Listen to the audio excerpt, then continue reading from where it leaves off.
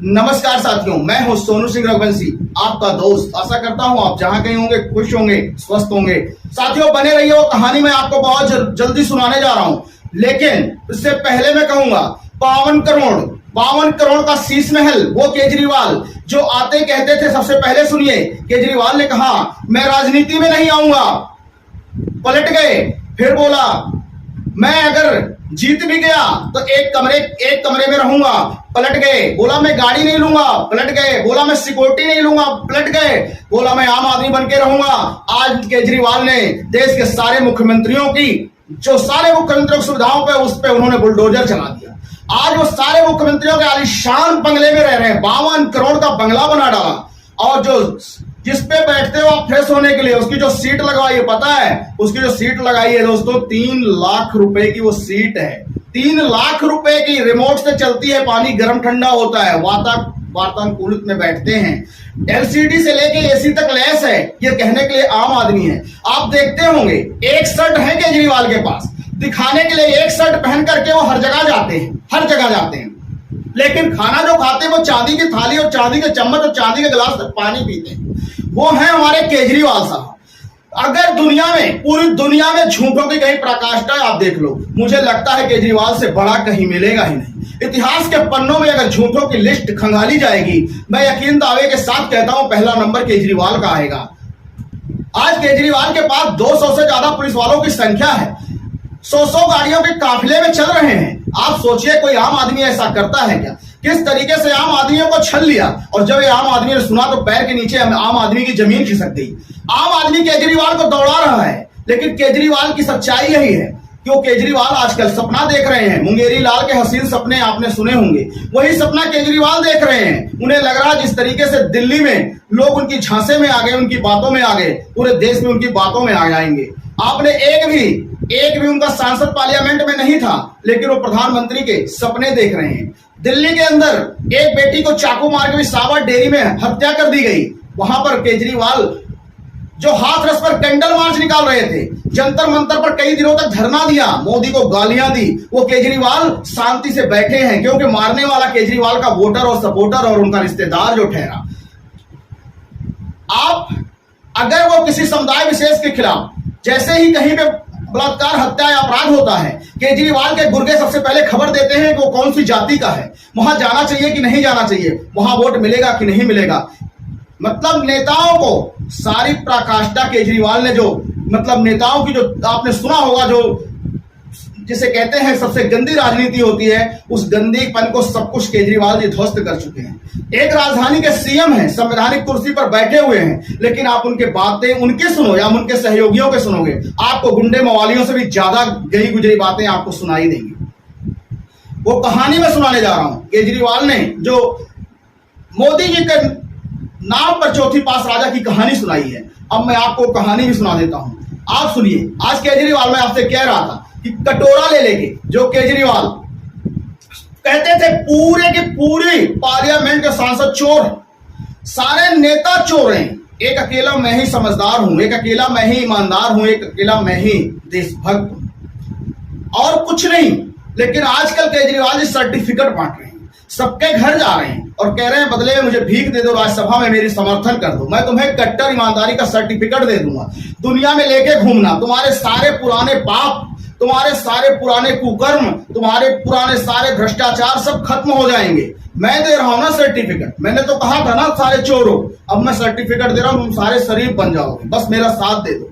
लेकिन साथियों कांग्रेस इनका साथ नहीं दे रही। जानते हो क्योंकि वो एक कहानी जो सुनाने जा रहा हूं उस कहानी। लेकिन केजरीवाल जी, सब लोग जानते हैं कि आप आस्तीन के सांप हो, आपको जिसने भी दूध पिलाया उसे आप डस लोगे। यही कारण है कांग्रेस अभी तक आपके लिए दरवाजे नहीं खोले हैं। अब मैं एक कहानी सुना देता हूं दोस्तों, बहुत देर हो गई, अब सुन लीजिए उस कहानी को। एक जंगल था। अब जंगली आदमियों को जंगल वाली कहानी सुनानी पड़ेगी ना। एक जंगल था, उस जंगल में शेर राजा होता है, आपको पता है जंगल का राजा शेर था। शेर और शेरनी दोनों बहुत दूर चले गए, पेट की तलाश में, भूख लगी थी और उन्हें खाने को कुछ नहीं मिला, बहुत दूर चले गए। इस कहानी का तात्पर्य सिर्फ इतना ही बताऊंगा कि केजरीवाल को लोग समर्थन क्यों नहीं दे रहे। शेर और शेरनी बहुत दूर चले गए, भूख लगी थी, शिकार की तलाश में काफी दूर निकल गए, लेकिन उन्हें शिकार नहीं मिला। काफी दूर वो भटकते रहे। इधर शेर और शेरनी के बच्चे भूख और प्यास के मारे व्याकुल हो रहे, तड़प रहे थे। उनकी सांसें आ रही थी। छोटे छोटे बच्चे थे, वो समझ नहीं पा रहे थे कि कब आएंगे हमारे माता और पिता, कैसे हमें दूध मिलेगा। उन्हें ऐसा लगता था कि अब हमारा दम निकलने वाला है। उसी दौरान एक बकरी वहां से गुजर रही थी और उस बकरी ने देखा शेर के बच्चे बिल्कुल तड़प रहे हैं, अब तक हुए हैं प्यास के मारे, उनको भूख के मारे मरे जा रहे हैं। अब सोचो आप बकरी ने क्या किया। बच्चे तो शेर के थे, लेकिन उस बकरी ने सोचा अगर मैं बच्चों को थोड़ा सा दूध पिला दूंगी तो मेरा क्या जाए, कोई बात नहीं, मेरी जान ही तो जाएगी, किसी की मदद कर सकती। बकरी ने शेर के बच्चों को दूध पिलाना शुरू किया और वो बच्चे तृप्त हो गए। बच्चे तृप्त हो गए और बकरी वहां से जाने का प्लान करने लगी। इतने में देखती है सामने से शेर और शेरनी आ रहे होते हैं और जैसे शेर और शेरनी की नजर उस बकरी पर पड़ती है, शेर कहता है लो, हम कहां कहां ढूंढ के आए और शिकार हमारे घर पे ही पड़ा है। और शेरनी कहती है अरे वाह, ये तो बड़ा लजीज भोजन मिल गया आज घर पे। शेर और शेरनी दोनों, आप सोचिए क्या होता है, शेर और शेरनी दोनों बकरी के ऊपर टूट पड़ते हैं। शेर और शेरनी जैसे ही बकरी के ऊपर टूट पड़ते हैं, ऐसे ही बकरी ने सोच लिया आज तो मेरा अंत निश्चित है और यही तो भलाई का इनाम है मेरे लिए। बकरी ने अपने आप को सोच लिया कि अब तो मेरी जान बचनी नहीं है और बकरी चुपचाप भाग भी नहीं सकती, इसलिए बकरी वहीं खड़ी हो गई शेर के बच्चों के पास। जैसे शेर और शेरनी ने छलांगे मार के बकरी की तरफ लपका, वैसे शेर के बच्चे बकरी के सामने आके खड़े और उन्होंने कहा माता और पिताजी, अगर खाना है तो मुझे खा जाए, मगर इसको नहीं, हम मर चुके होते, इन्होंने दूध पिलाकर मेरी जीवन बचाया। हम तड़प रहे थे, आप लोग तो न जाने कहां चले गए थे, हम मर जाते तड़प तड़प के, बिल्कुल हमारी सांसें रुकने को आई थी, लेकिन आज इस बकरी ने हमें दूध पिला के हमें नई जिंदगी दी। आप इन्हें मारने से पहले मुझे मार दीजिए। शेर और शेरनी 2 कदम पीछे हो और उन्होंने कहा अरे हम ये क्या करने जा रहे थे, आज तो हमसे बहुत बड़ी नाइंसाफी हो जाती, बहुत बड़ी गलती हो जाती। शेर और शेरनी आपस में बातें करते हैं। साथियों, बच्चे तो सबको प्यारे होते हैं। शेर ने कहा बकरी, आज तुमने मेरे बच्चों को बचाया है, नया जीवन दिया है, मैं तुम्हें जीवन दान तो दे ही रहा हूं। जीवन दान के साथ साथ तुम्हें मैं ये वरदान देता हूं कि जाओ तुम पूरे जंगल में बिल्कुल निश्चिंत होकर, निडर होकर, जहां चाहो जैसे चाहो चारा खा सकती। आज के बाद इस जंगल में तुम्हें कोई कुछ नहीं बोलेगा। इसे कहते हैं भलाई। शेर के बच्चों की उन्हें जान बचाई, शेर ने पूरे जंगल का छूट दे दिया, जाओ। बकरी पूरे जंगल में चारा खाने लगी और कभी कभी तो बकरी शेर के ऊपर बैठ जाती थी और शेर ले जाता था उसको ऊपर की पत्तियां, जो चारा होता वो खाती थी, बकरी पेड़ों की टहनियां खाती थी। ऐसे चलता रहा और एक दिन एक आसमान से चील गुजर रही थी। चील ने देखा ये क्या, ये मैं क्या देख रही हूं, मेरी आंखें तो सही हैं, ये मैं देख क्या रही हूं, ये कैसे, ये दृश्य कैसे। चील ने कई बार को झटका लिया, नहीं देख क्या रही हूं मैं, शेर के ऊपर बकरी पत्ते खा रही है, कहीं मैं सपना तो नहीं देख रही हूं। चील ने जंगल के कई चक्कर लगाए और हर चक्कर में उसने पाया बकरी शेर के ऊपर बैठी है, शेर उसको पत्तियां खिला रहा, ले जा। बहुत आश्चर्यचकित हुई चील, वहीं मरड़ाती रही। चील ने पूछा आज बकरी जब भी अकेली होगी तो बकरी से मैं इसकी पीछे की जो कहानी है वो पूछूंगी। फिर शेर और शेरनी अपने शिकार पर चले गए। बकरी जब जंगल में अकेली हुई, चील नीचे आई और बकरी से पूछने लगी आज मैं तुमसे एक चीज पूछनी चाहती हूं, बता दो कि तुमने शेर के ऊपर चढ़ के पत्ती खा रही थी, ये मेरी आंखें धोखा खा रही है, सच है? बकरी ने कहा ये सच है, मैं पूरे जंगल में ऐसो आराम से रहती हूँ, निडर रहती हूँ, निडर होकर के अपना चारा प्राप्त करती हूँ, चारा खाती हूँ, शेर और शेरनी हमें कुछ नहीं बोलती। चील ने कहा यह सब हुआ कैसे? बकरी ने कहा मदद, दूसरों की अगर अच्छाई करोगे, दूसरों की मदद करोगे तो तुम्हारी मदद ऊपर वाला करता है। मैंने शेर के बच्चों को दूध पिलाया, शेर और शेरनी इससे खुश हुए और मुझे पूरा वरदान दे दिया और मैं किसी का बुरा नहीं करती, किसी का बुरा नहीं चाहती। ये सच है, बकरी किसी का बुरा नहीं चाहती। लोग बकरी को काट देते हैं, लेकिन जो लोग बकरी को काटते हैं उन्हें स्मरण होना चाहिए कि अगले जन्म उनका भी आएगा। क्योंकि अकाल सृष्टि रुकती नहीं है, छुरी तो उनके गर्दन पे भी चली। बकरी ने कहा, इसलिए मैं निडर हूं। चील ने सोचा, मैंने तो बड़े पाप किए, ऐसा पुण्य, ऐसा निडर, ऐसा अभय वरदान मैं कैसे पाऊंगी।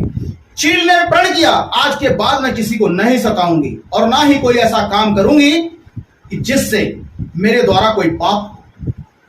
चील ने तय कर लिया और चील उड़ रही थी।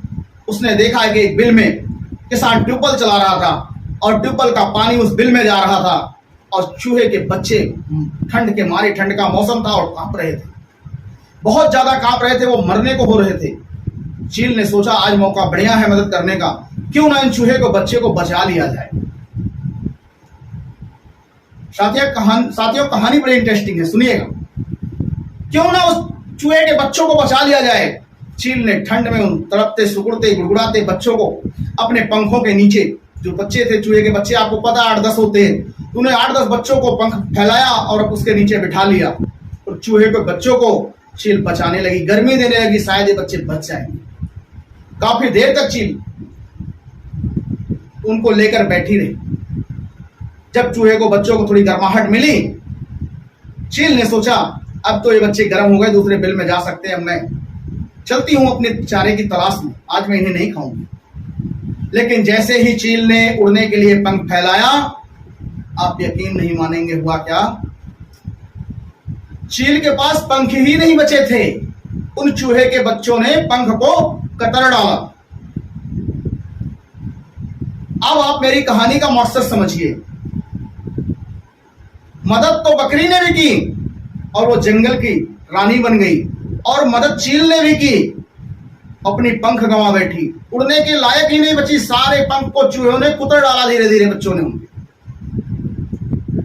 इसलिए आप जब मदद करें किसी, तो ये सोच कर करें कि मदद करने के लायक है या नहीं, वरना वही हाल होगा जो हाल कुमार विश्वास का हुआ, वही हाल हुआ जो प्रशांत भूषण का हुआ, वही हाल होगा जो आशुतोष का हुआ, वही हाल होगा जो कपिल मिश्रा का हुआ। तो आप इस चीज ध्यान रखिए। और यही कारण है, इस कहानी को अच्छी तरह देश की पार्टियां जानती हैं, कांग्रेस जानती है, यही कारण है कि केजरीवाल को कोई समर्थन देने को तैयार नहीं है, क्योंकि केजरीवाल वही चूहे के बच्चे हैं। उसका पंख उसने कतर दिया था, ये सब कुछ खत्म कर देंगे, पूरा कैरियर चौपट कर देंगे। इस आदमी के पास, जो आदमी अपने बच्चों का नहीं है, आप सोचिए उस आदमी किसका हो सकता है।